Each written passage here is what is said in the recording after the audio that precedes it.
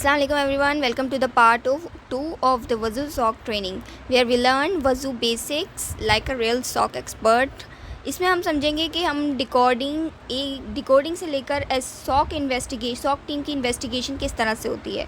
हमने जिस तरह से पार्ट 1 को जहाँ पे छोड़ा था हम वहीं से स्टार्ट करेंगे कि एक इनक्रिप्टेड इवेंट जो है हमारे वज़ू मैनेजर तक आ चुका है, अब वो जो है एक अलर्ट बन चुका है। अब वो एक एविडेंस जो है इन्वेस्टिगेशन किस तरह से होती है उस एविडेंस की वो हम समझेंगे। तो हम स्टार्ट करते हैं। पार्ट 2 में हम पढ़ेंगे कि स्टेप 8 क्या होता है, डिकोडिंग। स्टेप 9 में रूल मैच किस तरह से किए जाते हैं, अलर्ट किस तरह से जनरेट होते हैं वज़ू डैशबोर्ड में। अच्छा, पार्ट 1 में हमारे वज़ू डैशबोर्ड तक हमारे अलर्ट्स पहुंच चुके थे। अब उसके आगे की स्टेप्स किस तरह से परफॉर्म होते हैं हम वो समझ रहे हैं। तो स्टेप 10 में अलर्ट किस तरह से क्रिएट होते हैं। स्टेप 11 एक्टिव रिस्पॉन्स, ये ऑप्शनल है, ये ज़रूरी नहीं है कि मौजूद हो, या सॉक टीम जो है अपने इम्प्लीमेंट अगर कर चुकी है तो ठीक है, अगर नहीं किया तो फिर वो चीज़ ऑप्शनल है, ये चीज़ नहीं होगी फिर। Then step 12 forwarding alert to indexer, ये वो अलर्ट जो है इंडेक्सर के पास स्टोर होंगे, फिर वज़ू इंडेक्सर के पास जाएगा, डैशबोर्ड्स बनेंगे और फिर उसके बाद सॉक की इन्वेस्टिगेशन होगी।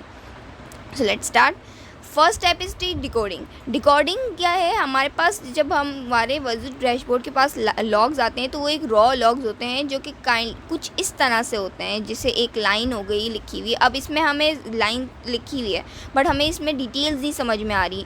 डिकोडर जो है या डिकोडिंग जो है उसे एक स्ट्रक्चर्ड फील्ड में ले आता है, नॉर्मलाइज कर देता है। जैसे फॉर एग्जांपल ये कौन से यूज़र नेम ने किया है, इसका सोर्स आईपी एड्रेस क्या है, इसकी पोर्ट क्या है और सर्विस कौन सी यूज़ हो रही है और एक्शन हुआ क्या है, ताकि हमारे लिए समझने में आसानी हो कि क्या कौन सा एक्शन परफॉर्म हुआ है और हम जल्दी इन्वेस्टिगेट कर सकें इसको। सो बेसिकली डिकोडिंग क्या कर रहा होता है, एक रॉ लॉग को नॉर्मलाइज कर रहा होता है, स्ट्रक्चर्ड फील्ड में लेकर आ रहा होता है ताकि हम आगे जाके इसे समझ सकें, सॉक की टीम उसे ईजिली समझ सके। नेक्स्ट आता है रूल मैचिंग, किस तरह से रूल मैच हो रहे होते हैं। अब रूल मैच किस तरह से होते हैं, एक डिकोडेड इवेंट बन गया। अब डिकोडेड इवेंट जो है वज़ू के, जैसे फॉर एग्जांपल अगर हमारा प्रोग्राम एक रूल का लॉजिक लेके चलते हैं हम, एक हमारा अगर प्रोग्राम जो है हमारा SSHD के बराबर है और मैसेज जो है फील्ड पासवर्ड का लिखा हुआ है, तो अलर्ट जनरेट करो और उसका लेवल क्या होगा 5।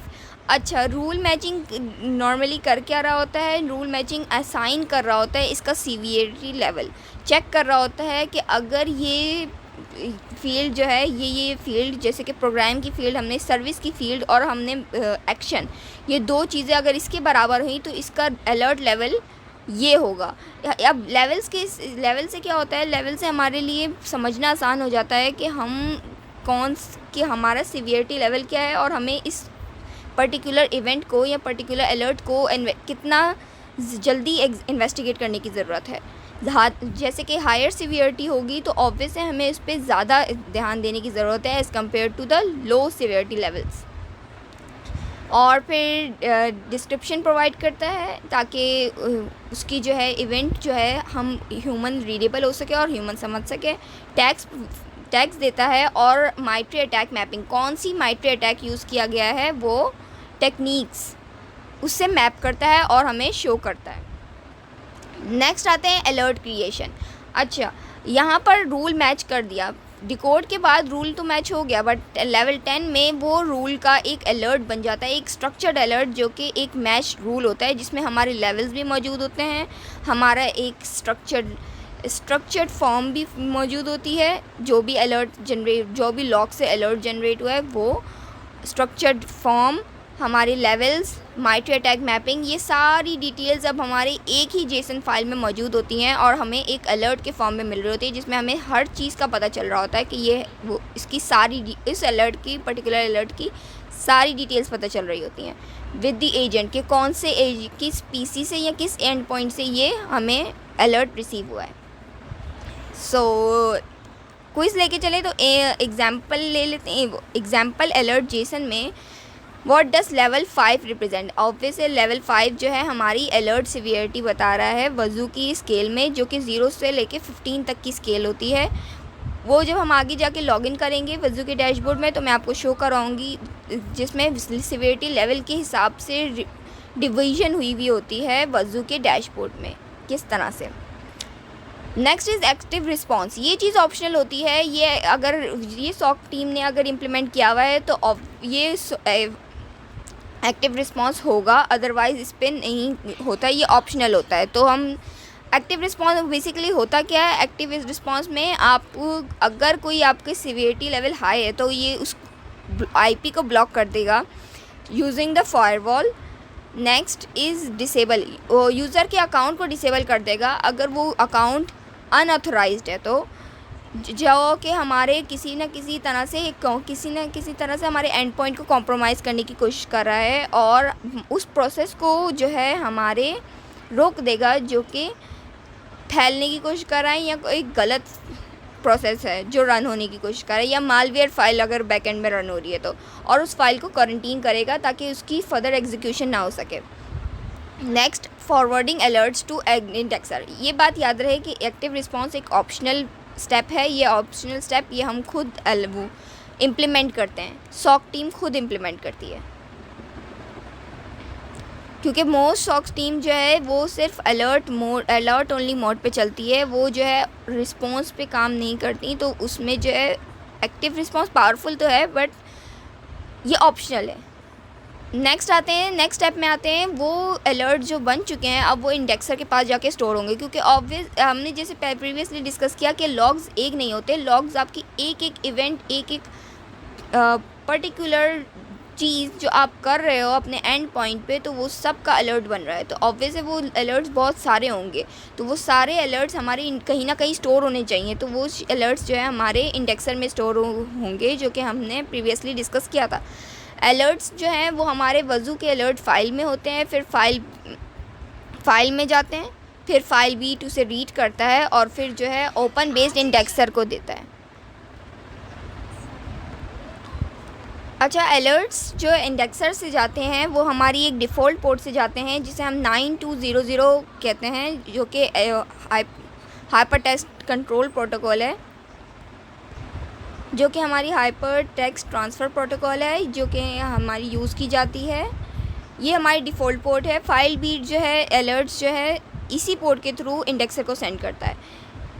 जैसे फॉर एग्ज़ाम्पल हमारी एक अलर्ट फ़ाइल थी, वो अलर्ट फ़ाइल जो है वज़ू मैनेजर के पास वो जो है स्टोर हो रही है, फाइल बीट उसे रीड कर रहा है और जो है इंडेक्सर के पास भेज रहा है। स्टेप 13, वज़ू इंडेक्सर जो है based on open search, indexer जो है अलर्ट्स को स्टोर करता है और उसे सर्चेबल बनाता है ताकि हम उसे इजीली सर्च कर सकें या सॉक टीम से इजीली सर्च कर सके। इंडेक्सेस जो है डेट स्टैम्प्स के थ्रू स्टोर करता है हर अलर्ट को, ताकि हमें पता चले कि ये किस पर्टिकुलर टाइम पे रिसीव हुआ है और ताकि हम उसे जल्दी सर्च कर सकें और समझ सकें। Next is step 14, dashboard queries the indexer. अच्छा, इंडेक्सर से डैशबोर्ड में हमारे क्यूरीज़ बनकर निकलती हैं, ताकि हम उसे क्यूरीज़ के थ्रू निकालते हैं डैशबोर्ड में, ताकि हम समझ सकें कि अलर्ट्स हैं क्या ईज़िली, ताकि एनालिस्ट उस पर काम कर सके। फॉर एग्ज़ाम्पल जैसे कि एक हमारी जो अलर्ट है वो इस फॉर्म में शो हो रहा हो, जिसमें हमें पोर्ट पता चल रही हो, उसकी प्रोटोकॉल पता चल रही हो, उसका पर्पस पता चल रहा हो, इससे हमारे लिए समझना आसान हो जाता है। हम डैशबोर्ड से सॉक एनालिस्ट जो हैं बहुत ही आसानी से अलर्ट्स को सर्च कर लेते हैं, उसकी सीवियरिटी लेवल को फ़िल्टर कर लेते हैं और टाइमलाइंस देख लेते हैं, अपना डैशबोर्ड बना लेते हैं और इन्वेस्टिगेट कर देते हैं इवेंट को और एक रिपोर्ट जनरेट करते हैं, एक रिपोर्ट बनाते हैं ताकि हम उसको फर्दर आगे ट्रांसफ़र कर सकें। Next come to SOC investigation में एक एनालिस्ट जो है उस अलर्ट को क्लियरली एग्जामिन करता है, एक और कुछ आंसर्स की क्वेश्चंस के आंसर्स देता है ताकि उसको आगे जाके कंटेनमेंट के लिए डिसाइड कर सके कि इसको कंटेन करना है या नहीं। पहला क्वेश्चन तो ये कि किस एजेंट ने ये अलर्ट जनरेट किया, जैसे कि हमने प्रीवियसली देखा कि एजेंट का भी पता चल रहा होता है कि हमें किस एजेंट से पर्टिकुलरली ये अलर्ट आ रहा है। नेक्स्ट, कौन सा यूज़र इन्वॉल्व है इसमें। थर्ड, सोर्स और डेस्टिनेशन आईपी क्या है उसकी, इवेंट की हिस्ट्री क्या है और उससे रिलेटेड अलर्ट्स, और कौन सा रूल ट्रिगर किया गया है, कौन सा प्रोसेस एग्जीक्यूट किया गया है, उसकी माइट्री अटैक टेक्निक और फिर इन सब को पढ़ने के बाद वो ये फ़ैसला करता है कि उसे पर्टिकुलर अलर्ट को कंटेनमेंट की जाए या नहीं, क्योंकि हर अलर्ट, जैसे हमने प्रीवियसली डिस्कस किया, हर मूवमेंट की आपकी अलर्ट जनरेट हो रहा होता है, तो हर अलर्ट को आपको कंटेन करने की ज़रूरत नहीं होती, उसमें कंटेनमेंट की ज़रूरत नहीं होती आपको। बट कुछ अलर्ट्स में आपको कंटेनमेंट की ज़रूरत होती है, तो उसके इन्वेस्टिगेशन भी आपका सॉक टीम कर रही होती है। Next come to the quiz. Filebeat forward alert to the Wazuh indexer over which the default port, जैसे कि हमने पहले डिस्कस किया, फाइल बीट जो है अलर्ट्स फॉरवर्ड करती है किस डिफ़ॉल्ट पोर्ट पे वजू इंडेक्सर को, वो है 9200 डिफ़ॉल्ट पोर्ट है।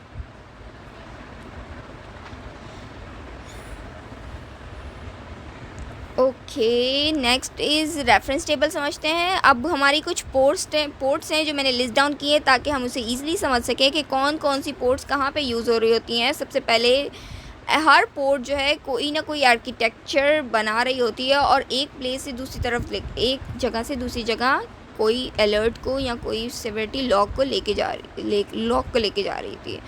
First thing is 1514 and 1515। ये protocol TCP transmission control protocol है और एजेंट टू मैनेजर के काम आती है 1514। एजेंट से मैनेजर तक हम अगर कोई भी लॉग्स ट्रांसफ़र कर रहे हैं तो वो हमारे 1514 के पोर्ट के थ्रू हो रहा होगा। वो सिक्योर इवेंट होगा, एक लॉग की कम्युनिकेशन चल रही होगी।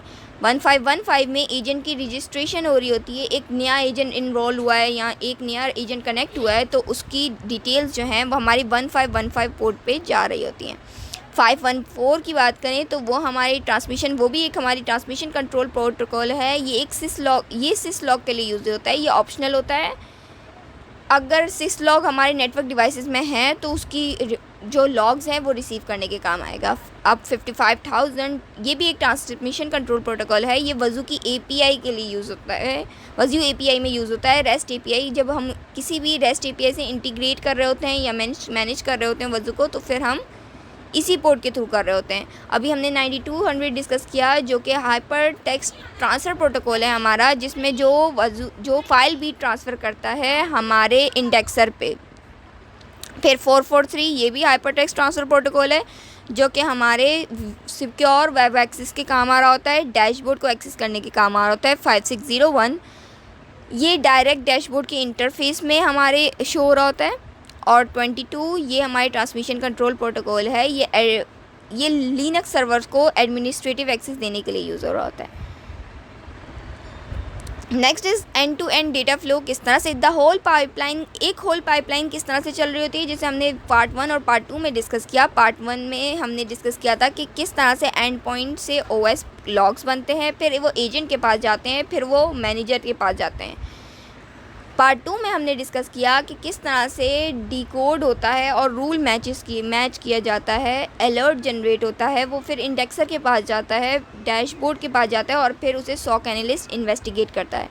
This is the whole pipeline that I will explain in the 2 parts where you will see how the SOC investigation team works.